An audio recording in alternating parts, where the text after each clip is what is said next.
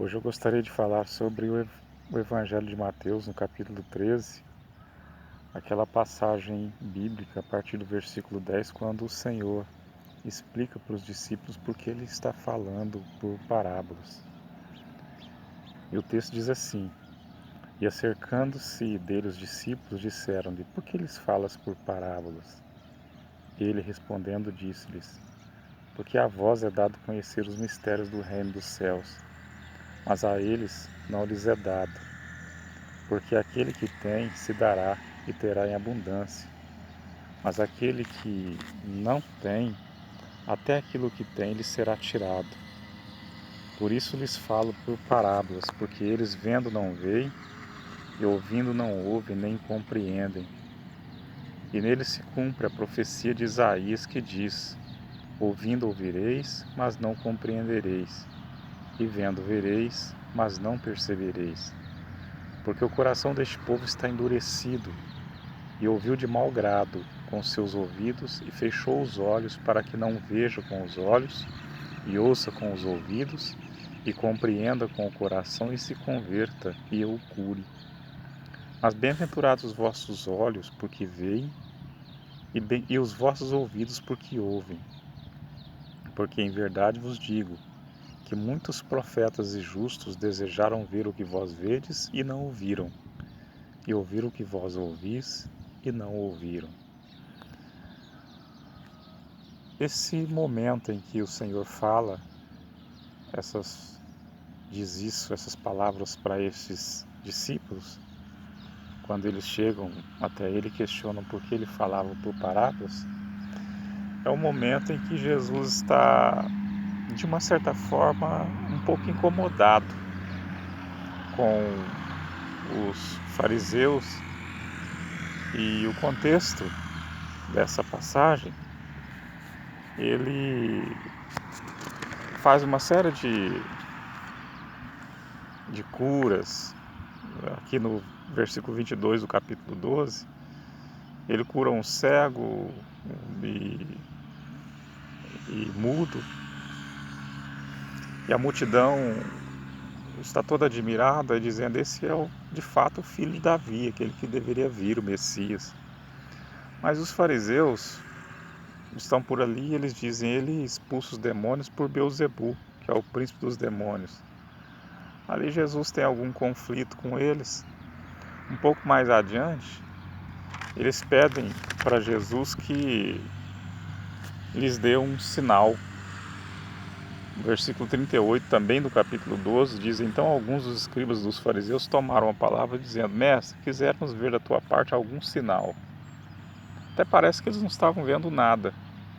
Jesus curava, libertava pessoas de demônios, ressuscitava mortos, fazia tantas coisas, e eles ainda estavam pedindo um sinal.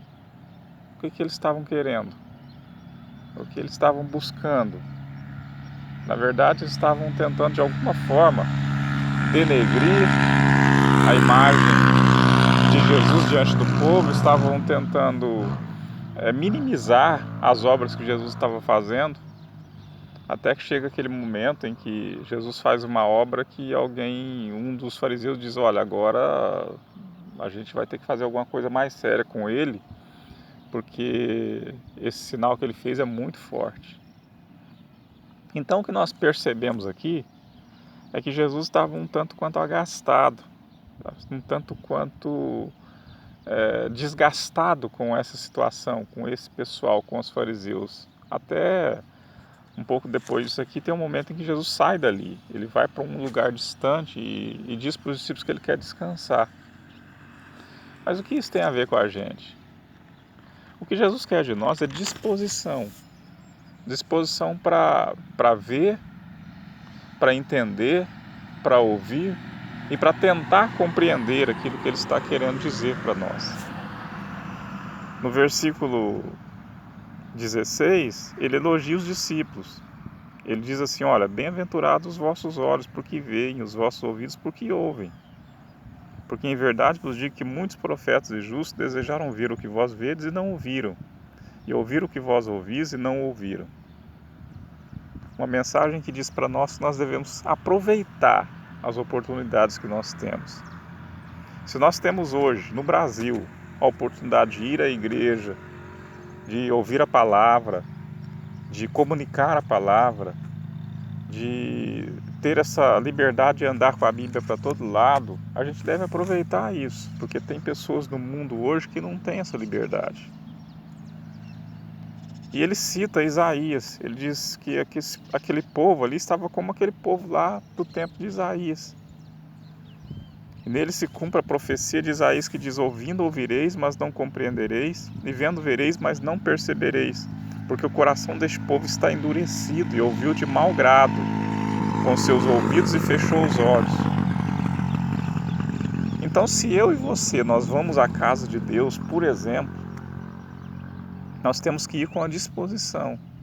Não adianta ir com o coração endurecido, apenas para tentar, de alguma forma, minimizar, tentar colocar defeito naquilo que as pessoas estão fazendo ali ou estão dizendo ali.